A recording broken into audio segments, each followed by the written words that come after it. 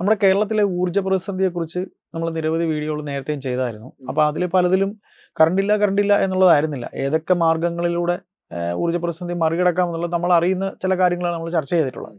അപ്പോൾ ഇവിടെ നമ്മളിപ്പോൾ അറിയുന്നത് ഈ കാറ്റാടിപ്പാടത്തിൽ കാറ്റിൽ നിന്ന് വൈദ്യുതി ഉണ്ടാക്കാം എന്ന ഒരു അങ്ങനെ ഉണ്ട്, വൈദ്യുതി ഉണ്ടാക്കുന്നുണ്ട്. അപ്പം ചോദിക്കാനുള്ളത്, കേരളത്തിലെ ഇപ്പോഴത്തെ സാഹചര്യത്തിൽ കാറ്റാടിയിൽ നിന്ന് വൈദ്യുതി ഉണ്ടാക്കാൻ കഴിയുന്ന രീതിയിലേക്ക് പോകുമോ? നമുക്കതിനുള്ള എന്താ പറയുക സാധ്യതകളുണ്ടോ? അനന്തമായ സാധ്യതകളുണ്ട് കേരളത്തെ സംബന്ധിച്ച്. പക്ഷെ അതിൻ്റെ 10-1 പോലും നമ്മൾ നിലവിൽ പ്രയോജനപ്പെടുത്തുന്നില്ല. കണക്കുകൾ പ്രകാരം കേരളത്തിൽ കാറ്റാടി കൊണ്ട് അല്ലെങ്കിൽ കാറ്റിൽ നിന്നുള്ള വൈദ്യുതി ഉൽപ്പാദിപ്പിക്കുന്ന 71 മെഗാവാട്ട് മാത്രമാണ്. പക്ഷേ പഠനങ്ങൾ തെളിയിക്കുന്നത് വേൾഡ് റിസോഴ്സ് ഇൻസ്റ്റിറ്റ്യൂട്ട് പറയുന്ന 2600 മെഗാവാട്ട് വൈദ്യുതി വരെ ഉൽപ്പാദിപ്പിക്കാനുള്ള സാധ്യത നിലവിലുണ്ട്, കേരളത്തിലുണ്ട്. പക്ഷെ നമുക്കത് പ്രയോജനപ്പെടുത്താൻ പറ്റുന്നില്ല. നിലവിൽ നമുക്കുള്ള വളരെ വലിയ അളവല്ലേ? അതെ, നമുക്ക് നിലവില് കാറ്റാടി പാടങ്ങൾ സ്ഥാപിക്കപ്പെട്ടിട്ടുള്ളത് പാലക്കാട്, ഇടുക്കി 2 ജില്ലകളിൽ മാത്രമാണ്. അവിടുത്തെ ഹൈ റേഞ്ചുകളിൽ മാത്രമാണ് 24 മണിക്കൂറും കാറ്റിന്റെ ലഭ്യത ഉറപ്പുവരുത്താൻ സാധിക്കുന്ന മേഖലകൾ അവിടെ നമ്മൾ സ്ഥാപിച്ചിട്ടുണ്ട്. പിന്നെ കാറ്റ് ഗ്യാരണ്ടി തരാൻ പറ്റുന്ന മേഖല തീരദേശ പ്രദേശങ്ങളാണ്. അപ്പം എന്തുകൊണ്ട് നമ്മൾ ഇതിലേക്ക് മുമ്പോട്ട് പോയില്ല? ഒരുപാട് സാധ്യതകളുണ്ട്, എന്നിട്ട് എന്തുകൊണ്ട് മടിച്ചു നിൽക്കുന്നു? അപ്പോൾ നമുക്ക് വിശദമായിട്ട് പറയാം. ആദ്യം നിലവിലെ സാഹചര്യം നോക്കാം. അപ്പോൾ കഴിഞ്ഞ ദിവസം ഞാൻ കണ്ട സോഷ്യൽ മീഡിയയിൽ കണ്ടൊരു ഫീഡിൽ ഞെട്ടിക്കുന്നൊരു സംഗതി വന്നു. ഒരു കപ്പലിൽ നമ്മുടെ അമേരിക്കയിലോട്ട് ഇന്ത്യയിൽ നിന്ന് ഈ കാറ്റാടി സംവിധാനങ്ങളുടെ വലിയ ബ്ലേഡുകളും അതിൻ്റെ സാമഗ്രികളും ഒക്കെ കപ്പലിൽ കയറ്റിക്കൊണ്ടു പോകുന്നു. അപ്പം ഞാൻ അതിൻ്റെ കാര്യങ്ങൾ ഇങ്ങനെ നോക്കുമ്പോഴാണ് ഞെട്ടിക്കുന്നൊരു വസ്തുത അറിയുന്നത്. അമേരിക്ക പോലെയുള്ള വമ്പൻ രാജ്യങ്ങളിൽ കാറ്റാടി പാടങ്ങൾ സ്ഥാപിക്കുന്നതിനുള്ള അസംസ്കൃത വസ്തുക്കൾ പോകുന്നതിലേറെയും ഇന്ത്യയിൽ നിന്നാണ്. അവരുടെ ഏറ്റവും വലിയ സപ്ലയർ നിലവിൽ ഇന്ത്യയാണ്. ചൈനയായിരുന്നു ഒരു ഘട്ടത്തിൽ, പക്ഷെ ചൈനയും അവരുമായിട്ടൊരു വ്യാപാര തർക്കം വന്നു. അവിടെ നിന്ന് ഇറക്കുമതി ചെയ്യുന്നതിന് വലിയ നിയന്ത്രണങ്ങളൊക്കെ വന്നപ്പോൾ അവരാശ്രയിച്ച മറ്റൊരു ബദലായിരുന്നു ഇന്ത്യ. ഇപ്പം ഇന്ത്യയിലെ സുസ്ലോൺ എന്ന് പറയുന്നൊരു കമ്പനി, എനോക്സ് വിൻഡ് എന്ന് പറയുന്ന മറ്റൊരു കമ്പനി, ഇവർ രണ്ടുപേരുമാണ് മത്സരിച്ച് അമേരിക്കയിലോട്ട് ഈ സാധനം കയറ്റി അയച്ചുകൊണ്ടിരിക്കുന്നത്. അത് പറയുമ്പോൾ നമ്മുടെ കൂറ്റൻ ബ്ലേഡുകളുണ്ട്, അതിൻ്റെ ടവറുകളുണ്ട്, ജനറേറ്ററുകളുണ്ട്, ഗിയർ ബോക്സുകളുണ്ട്. ഇതെല്ലാം കപ്പൽ മാർഗ്ഗം കൊണ്ടുപോയിക്കൊണ്ടിരിക്കുക. നമ്മുടെ തമിഴ്നാട്ടിലെ തിരുനെൽവേലി, അതേപോലെ ചെന്നൈ, ഈ 2 തുറമുഖങ്ങൾ വഴിയാണ് ഈ കയറ്റുമതി നടക്കുന്നത്. എത്രയും ഇത് എന്തുകൊണ്ട് ഇന്ത്യൻ കമ്പനികളെ അവർ തിരഞ്ഞെടുത്തു എന്ന് പറഞ്ഞു കഴിഞ്ഞാൽ, യൂറോപ്യൻ സ്റ്റാൻഡേർഡ് മെയിൻറ്റെയിൻ ചെയ്യുന്നു, കിട്ടാവുന്നതിൽ വെച്ച് മികച്ച ക്വാളിറ്റി ഉണ്ട്, വിലയും കുറവ്. അപ്പോൾ പിന്നെ ധൈര്യമായിട്ട് വാങ്ങാമല്ലോ. അപ്പോൾ ഈ 2 കമ്പനികൾക്കും, ഈ സുസ്ലോൺ ആയാലും ശരി, ഐനോക്സ് വിൻഡ് ആയാലും ശരി, ഗുണനിലവാരം വളരെ മികച്ചതാണ്. അപ്പോൾ അവരിവിടെ നിന്ന് കൊണ്ടുപോകുന്നു.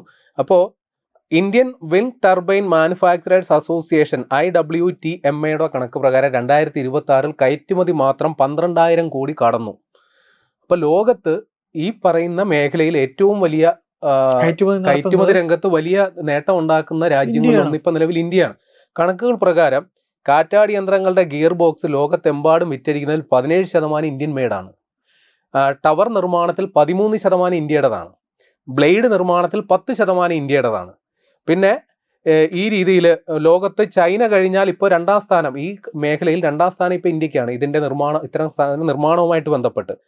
അപ്പോൾ നിലവിൽ പക്ഷേ രാജ്യത്ത് നോക്കുമ്പോൾ നമ്മുടെ പ്രതിദിന നമ്മുടെ ഉൽപ്പാദനം, വാർഷിക ഉൽപ്പാദനം എന്ന് പറയുന്നത് 24 ജിഗാവാട്ട് ആണ് നിലവിൽ. അത് വലിയ രീതിയിൽ വർദ്ധിപ്പിക്കാനായിട്ടുള്ള നടപടികൾ ഇപ്പോൾ പോകുന്നുണ്ട്. ഇനി എന്തുകൊണ്ട് അമേരിക്ക ഇന്ത്യയെ ആശ്രയിക്കുന്നു എന്ന് പറഞ്ഞു കഴിഞ്ഞാൽ, അമേരിക്കയും ചൈനയുമായിട്ട് ചൈനയായിരുന്നു അമേരിക്കയുടെ ഇക്കാര്യത്തിലുള്ള പങ്കാളി. പക്ഷേ ചൈനയുമായിട്ടൊരു വ്യാപാര തർക്കം വന്നു. അപ്പോൾ അവർക്ക് ആശ്രയിക്കാവുന്ന ഒരു സ്ഥാപനം എന്ന നിലയിൽ ഇന്ത്യയിലേക്ക് വന്നു. ഇന്ത്യയുടെ ഉൽപ്പന്നങ്ങൾക്കും യൂറോപ്യൻ സ്റ്റാൻഡേർഡ് ഉണ്ട് എന്ന് അവർ മനസ്സിലാക്കി. വിലയും കുറവ്, ഗുണനിലവാരവും ഉണ്ട്. അപ്പോൾ പിന്നെ ധൈര്യമായിട്ട് കൈ കൊടുക്കാം.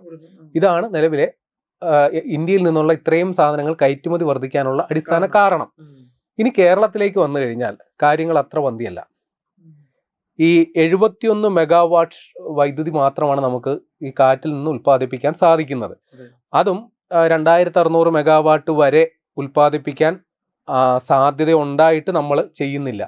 അപ്പം അതിൻ്റെ കാരണം ഇടുക്കിയിലും പാലക്കാടും മാത്രമേ ഇതിൻ്റെ നിർമ്മാണം സാധ്യമാവുള്ളൂ. കാരണം ഒരു കാറ്റാടി മെഷീൻ നിർമ്മിക്കുക അല്ലെങ്കിൽ ആ ഒരു സാധനം സ്ഥാപിക്കുക എന്ന് പറഞ്ഞു കഴിഞ്ഞാൽ അത്യാവശ്യം നല്ല സാമ്പത്തിക മുതൽമുടക്കുണ്ട്.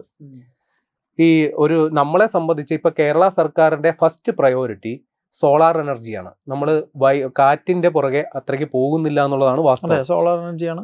അതിന്റെ കാരണം ഈ സോളാർ പാടം ഇപ്പോൾ ഒരു 3 കിലോ വാട്ടിന്റെ ആണ് സോളാർ നമ്മുടെ വീടുകളിൽ സാധാരണ ഇപ്പോൾ വെക്കുന്നത്. അതേ അവസ്ഥയിലുള്ള ഒരു കാറ്റാടി സാമഗ്രി സ്ഥാപിക്കുന്നതിന് ഇതിന്റെ ഇരട്ടി മുതൽ മുടക്ക് വേണം. പക്ഷേ വ്യത്യാസം 24 മണിക്കൂറും വൈദ്യുതി ഒരു കാറ്റാടിയിൽ നിന്ന് കിട്ടും. സോളാറിൽ പകല് മാത്രമേ കിട്ടുള്ളൂ. അപ്പൊ പൈസ മുടക്കിയാൽ അതിന് പ്രയോജനമുണ്ട്, പക്ഷെ നമ്മൾ അതിന് തയ്യാറാകുന്നില്ല എന്നുള്ളതാണ് മനസ്സിലാക്കി വെക്കേണ്ടത്. ഇനി എന്തുകൊണ്ട് നമ്മൾ കേരളം ഇതിന്റെ സാധ്യതകൾ പ്രയോജനപ്പെടുത്തുന്നില്ല എന്ന് പറഞ്ഞു കഴിഞ്ഞാൽ അതിന്റെ അടിസ്ഥാന കാരണം സ്ഥലപരിമിതിയാണ്. സ്ഥലപരിമിതി കൊണ്ട് വലിയ രീതിയിൽ പോപ്പുലേറ്റഡ് ആണ് നമ്മുടെ സ്ഥലം, ആളുകൾ തിങ്ങിപ്പാർക്കുന്നു. ഈ കാറ്റാടി സ്ഥാപിക്കുന്ന ഏരിയയിൽ കുറച്ച് പ്രദേശം ഒഴിഞ്ഞിടണം എന്നുണ്ട്. കാരണം ഈ വലിയ ഫാനാണ്, ഇത് കറങ്ങുമ്പോ അത്യാവശ്യം സൗണ്ട് ഉണ്ട്. അത് മാത്രമല്ല ഈ ഫാൻ കറങ്ങുമ്പോൾ അത്രയും ഭീമാകാരമായ ഒരു നിഴല് താഴെ ഉണ്ടാവും. അപ്പൊ നമ്മൾ ഈ നിഴൽ ഇങ്ങനെ സ്ഥിരം കണ്ടുകൊണ്ടിരുന്നു കഴിഞ്ഞാൽ നമ്മുടെ ബ്രെയിനിന് അത് പ്രശ്നമാണ്. വല്ലാത്തൊരു ഇല്യൂഷൻ ഉണ്ടാവും എന്ന് പറയപ്പെടുന്നു, ഇങ്ങനെ പോകുന്ന. അപ്പൊ ആ ഏരിയയിൽ ജനവാസം ശ്രമകരമാണ്. അപ്പൊ ഈ വലിയ വലിയ കാറ്റാടി പാടങ്ങൾ സ്ഥാപിക്കുന്നതിനാണ് ഈ പ്രശ്നം. ഇപ്പോ 3 കിലോ വാട്ട് മുതൽ 2 കിലോ വാട്ട് മുതൽ 3 കിലോ വാട്ട് വരെ വൈദ്യുതി ഉൽപ്പാദിപ്പിക്കാവുന്ന ഭീമൻ കാറ്റാടികൾ നമ്മുടെ രാജ്യത്ത് ഉണ്ട്. ഇപ്പൊ അദാനി പോലെയുള്ള കമ്പനികൾ കാറ്റാടി പാടങ്ങൾ സ്ഥാപിക്കുന്നുണ്ട്. അപ്പൊ അത്തരം ഭീമാകാരമായ പദ്ധതികൾ നമുക്ക് പ്രായോഗികമായി നടപ്പാക്കാൻ ബുദ്ധിമുട്ടുണ്ട്. കാരണം സ്ഥലലഭ്യത പ്രശ്നമാണ്, ഇത്തരം പ്രശ്നങ്ങളുണ്ട്. അപ്പൊ പിന്നെ അത്തരം പദ്ധതികൾക്ക് സാധ്യതയുള്ള ഒരു മേഖലയാണ് നമ്മുടെ തീരദേശം. പക്ഷെ തീരദേശത്തും അവിടെ കാറ്റിന്റെ ലഭ്യത നമുക്ക് ഉറപ്പുവരുത്താൻ സാധിക്കും. പക്ഷെ അവിടെയും ഈ സ്ഥലപരിമിതി ഉണ്ട്. കാര്യം നമ്മുടെ തീരദേശങ്ങളിൽ മറ്റുള്ള സ്ഥലങ്ങളെ പോലെയല്ല, തീരദേശവാസികൾ തീരത്തോട് തൊട്ട് ജനവാസ മേഖലകളാണ് നിരവധി. അപ്പൊ അവിടെയും ഈ കാറ്റാടികൾ വെക്കുക, കാറ്റ് മാത്രമുണ്ട്, പക്ഷെ കാറ്റാടികൾ വെക്കുക പ്രായോഗികമല്ല. പിന്നെ എന്താണ് സൊല്യൂഷൻ? അപ്പോഴാണ് നമ്മൾ ഓഫ് ഷോർ, കടലിനകത്തോട്ട് ഇറക്കി വെക്കാം. അതായത് അധികം തിരയുടെ പ്രശ്നമില്ലാത്ത വർക്കല പോലെയുള്ള സ്ഥലങ്ങൾ, തിരക്ക് വലിയ ശക്തി കുറവാണ്, കുറച്ചങ്ങോട്ട് ഇറക്കി ഒരു കാറ്റാടി സ്ഥാപിച്ചാൽ, കാറ്റാടി പാടം തന്നെ സ്ഥാപിച്ചാൽ അത് വലിയൊരു സാധ്യതയാണ്. അത് വേണമെങ്കിൽ ഒരു ടൂറിസ്റ്റ് ഡെസ്റ്റിനേഷൻ ആക്കി വളർത്തുകയും ചെയ്യാം. പിന്നെ മറ്റൊരു സാധ്യത, നമുക്ക് വിഴിഞ്ഞം പോലെ ഒരു അന്താരാഷ്ട്ര കപ്പൽ ചാല് അല്ലെങ്കിൽ തുറമുഖം ഇവിടെ ലഭ്യമാണ്. ഈ കാറ്റാടിയുടെ സാമഗ്രികൾ നമ്മുടെ എന്തുകൊണ്ട് കേരളത്തിൽ ഇത് സാധ്യമല്ലാത്തതിന്റെ മറ്റൊരു കാരണം, കാറ്റും തപ്പി പോയുന്ന സ്ഥലങ്ങളിൽ ഈ സാധനം എത്തിക്കാൻ പാടാണ്. ഈ കാറ്റാടിയുടെ വലിയ ഫാനും ലീഫും ഒക്കെ നമുക്ക് റോഡ് മാർഗേ കൊണ്ടുവരാൻ പറ്റൂ. ഈ കാറ്റുള്ള സ്ഥലത്ത് ചിലപ്പം ഈ വളഞ്ഞു പുളഞ്ഞുള്ള റോഡായിരിക്കും, ഹൈ റേഞ്ചിലൊക്കെ അങ്ങനെയാണല്ലോ, അതിലൂടെ ഇത് എത്തിക്കുക പ്രയാസമാണ്. അപ്പോൾ നമ്മൾ ഈ ഓഫ് ഷോർ ആയിട്ട് തീരപ്രദേശത്ത് ഇത് സ്ഥാപിക്കുകയാണെങ്കിൽ കപ്പൽ മാർഗം അത് കൊണ്ടുവരാം. പിന്നെ ഏക വെല്ലുവിളി അത് നമ്മുടെ മത്സ്യബന്ധനവുമായിട്ട് ബന്ധപ്പെട്ടാണ്. ഒരു പക്ഷേ ഇത് സ്ഥാപിക്കുന്ന ഏരിയയിൽ കുറച്ചു ഭാഗം മത്സ്യബന്ധനം അസാധ്യമാകും, അല്ലെങ്കിൽ അതിന് പ്രായോഗിക തലത്തിലുള്ള നിയന്ത്രണങ്ങൾ വേണ്ടിവരും. അത് ഏത് രീതിയിൽ നമ്മൾ അതിന് പരിഹാരം ഉണ്ടാക്കുന്നു എന്നുള്ളതാണ് ഇതിന്റെ പ്രശ്നം. ഇനി ഇതെല്ലാം പോട്ടെ, കേരളത്തെ സംബന്ധിച്ചുള്ള ഏറ്റവും വലിയ സാധ്യത ഇപ്പൊ ഭീമാകാരമായ കാറ്റാടികളാണ് നമുക്ക് പറ്റാത്തത്. ഇതിന്റെ മിനിയേച്ചർ വെർഷൻ ഉണ്ട്, മൈക്രോ ലെവൽ കാറ്റാടികളുണ്ട്. അത് ഏതാണ്ട് 1 മുതൽ 10 കിലോ വാട്ട് വരെ വൈദ്യുതി ഉൽപ്പാദിപ്പിക്കാൻ സാധ്യതയുള്ള ചെറിയ മിനിയേച്ചർ സങ്കല്പങ്ങൾ. അത് നമുക്ക് നമ്മുടെ വീടുകളിലെ മുകളിൽ വെക്കാം, ടെറസുകളിൽ വെക്കാം. ഇനി ടെറസില്ല, ഓടിട്ട വീടാണെങ്കിൽ സാരമില്ല, പറമ്പുണ്ടെങ്കിൽ 1-2 ടവർ സ്ഥാപിച്ച് അതിൽ വെക്കാം. അങ്ങനെ വെച്ചു കഴിഞ്ഞാൽ അതെ, വലിപ്പം ചെറുതാണ്. ഈ നേരത്തെ ഉള്ളതുപോലെ ശബ്ദത്തിന്റെ പ്രശ്നമില്ല. ഇതിപ്പോ 2 രീതിയിൽ കറങ്ങുന്ന കാറ്റാടികളുണ്ട്. ഈ ക്ലോക്ക് വൈസ് കറങ്ങുന്ന കാറ്റാടിയുണ്ട്, നേരെ അല്ലാണ്ട് റൊട്ടേറ്റ് ചെയ്യുന്ന കാറ്റാടി. ഏത് വേണം നമ്മുടെ സൗകര്യാർത്ഥം വെക്കാം. പക്ഷെ അതിനും പ്രശ്നം വലിയ മുതൽ മുടക്ക് വേണം എന്നുള്ളതാണ് ഏറ്റവും വലിയ പ്രശ്നം. ഇപ്പോൾ 1 കിലോ വാട്ടിന്റെ അത്തരത്തിലുള്ളൊരു കാറ്റാടിയാണ് നമ്മൾ ഉദ്ദേശിക്കുന്നതെങ്കിൽ മിനിമം 70,000 മുതൽ 1.5 ലക്ഷം രൂപ വരെ ചെലവുണ്ട്. അത് ചെറിയ വീടുകൾക്കാണ്. പക്ഷേ നമ്മളെ സംബന്ധിച്ച് ഇപ്പൊ സോളാറാണ് എല്ലായിടും ഉപയോഗിക്കുന്നത്. നമ്മൾ സാധാരണഗതിയിൽ ഒരു 6 പാനലുള്ള 3 കിലോ വാട്ട് സോളാറാണ് നമ്മൾ സാധാരണഗതിയിൽ ഇപ്പൊ വീടുകളിൽ ചൂസ് ചെയ്യുന്നത്. ആ സോളാർ വെക്കുന്നതിന് ഏതാണ്ട് 1,25,000 രൂപയോ മറ്റോ ആണ് മൊത്തം ചെലവ്. അതിൽ സബ്സിഡിയോ മറ്റോ ഒക്കെ കിട്ടും. പക്ഷെ ഇതിൽ ഈ കാറ്റാടി സ്ഥാപിക്കുന്നതിന് അതിന് 3 ലക്ഷം മുതൽ 4.5 ലക്ഷം വരെ ചെലവുണ്ട്. സബ്സിഡി ഇല്ല? സബ്സിഡി ഉണ്ട്. ഇത് പുനരുപയോഗ എനർജി ആയതുകൊണ്ട് ഇതിന് സബ്സിഡിയൊക്കെ കിട്ടും. പക്ഷെ മുടക്ക് മുതൽ ഇത്രയാണ്. അപ്പൊ അത് 4.5 ലക്ഷം വരെയുണ്ട്. പക്ഷെ ഇത് ഈ കാറ്റാടിയുടെ കാര്യം മാത്രമാണ് ഞാൻ ഈ പറഞ്ഞത്. അതിനുശേഷം അതിന്റെ സർക്യൂട്ട് വലിക്കല്, അതിന് UPS സംവിധാനമോ അല്ലെങ്കിൽ ബാറ്ററി ബാക്കപ്പോ വെക്കുന്നുണ്ടെങ്കിൽ ഇത് നമ്മുടെ ഗ്രിഡുമായിട്ട് കണക്ട് ചെയ്യുന്നതിന് മറ്റു ചില അനുബന്ധ സംവിധാനങ്ങൾ ഒരുക്കണം. ഇതൊക്കെ ഇതിന് പുറമേ വരുന്നതാണ്. അപ്പൊ എല്ലാം കൂടി ഒരു 4.5 ലക്ഷം രൂപ മൊത്തം ഈ കാറ്റാടിക്ക് ചെലവും അതിന്റെ അനുബന്ധ സാമഗ്രികൾക്ക് ഒരു 1-2 ലക്ഷം രൂപ വരെയും ചെലവുണ്ടാകും. അപ്പൊ ഇത്രയും മുടക്കാൻ തയ്യാറാണെങ്കിൽ ഉള്ള സാധ്യത 24 hours നിങ്ങൾക്ക് കറണ്ട് ഉറപ്പാക്കാൻ പറ്റും. സോളാർ വെക്കുമ്പോൾ നിങ്ങൾക്ക് ഡേ ടൈമിൽ അതിപ്പോൾ മഴക്കാറുണ്ടെങ്കിൽ പറ്റില്ല. ഇതിനതും ഇല്ല. കാറ്റുണ്ടെങ്കിൽ വൈദ്യുതിയാണ്. ഇനി കുറച്ചുകൂടി പോയി കഴിഞ്ഞാൽ 5 കിലോ വാട്ട് വരെ അതിപ്പോൾ ചെറുകിട വ്യവസായ സംരംഭങ്ങൾക്ക് ഏറ്റവും അനുയോജ്യമാണ്. അവർക്ക് ഒരു 7 ലക്ഷം രൂപ വരെ ഈ കാറ്റാടി സാമഗ്രികൾക്ക് ചെലവുണ്ടാവും. ഇനി അത് 10 കിലോ വാട്ട് വലിയ രീതിയിൽ നമുക്ക് വേണമെങ്കിൽ ഇത് ഉൽപ്പാദിപ്പിച്ച് വൈദ്യുതി KSEBക്ക് വിൽക്കാം. അങ്ങനെയാണെങ്കിൽ അത് 9 മുതൽ 14 ലക്ഷം വരെ ചെലവുണ്ടെന്നാണ് ഏകദേശ കണക്ക്. പിന്നെ അതിൻ്റെ അനുബന്ധ സാമഗ്രികളെല്ലാം കൂടി വെച്ച് വരുമ്പോൾ ഒരു 20 ലക്ഷത്തിനടുത്ത് ഉറപ്പായിട്ടും ആകും. പക്ഷേ ഇത് മുടക്കി കഴിഞ്ഞാലുള്ള ഗുണം സോളാർ പോലെയല്ല. 24 hours നമുക്ക് ഈ രീതിയിൽ. എത്ര വർഷം കഴിഞ്ഞ മെയിൻ്റനൻസ് ഒക്കെ ചെയ്യാം? മെയിൻ്റനൻസ് അതിപ്പോൾ ഓരോ ഈ ഇൻസ്റ്റാൾ ചെയ്യുന്ന കമ്പനികളുടെ രീതികൾ അനുസരിച്ചിരിക്കും. സാധാരണഗതിയിൽ ഇത് 1 ടൈം ഇൻവെസ്റ്റ്മെന്റ് ആണ്. ഇത് വീടുകളിൽ ടെറസിന്റെ മുകളിൽ വെക്കോ?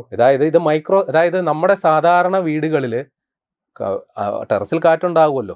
ഇപ്പൊ ഭീമാകാരമായ ടവറുകൾ കറക്കാനാണ് വലിയ രീതിയിൽ വലിയ ഏരിയയും അത്രയും വലിയ ശക്തമായ കാറ്റും വേണ്ടത്. ഇത് മൈക്രോ ലെവൽ സങ്കല്പമാണെങ്കിൽ സാധാരണ അങ്ങനെയുള്ള അത് കേരളത്തെ സംബന്ധിച്ച് വലിയൊരു സാധ്യതയാണ്. ഇപ്പൊ അത് സാർവത്രികമാക്കാൻ വേണ്ടി അനർട്ട് അവര് വലിയ രീതിയിൽ ബോധവൽക്കരണ പരിപാടികളുമായിട്ട് അപ്പൊ അവരുമായിട്ട് സഹകരിച്ചാൽ നമുക്ക് ഇതിന്റെ കൂടുതൽ വിവരങ്ങൾ കിട്ടും.